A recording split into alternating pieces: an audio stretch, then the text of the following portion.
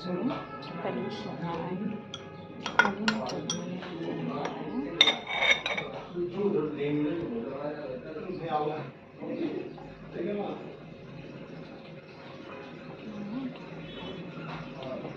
အာဒီရတယ်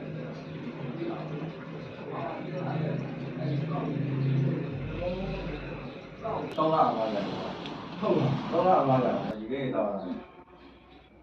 ဘာလို့ပဲအာလို့ကျေတော့ပြင်းနေတယ်ရှင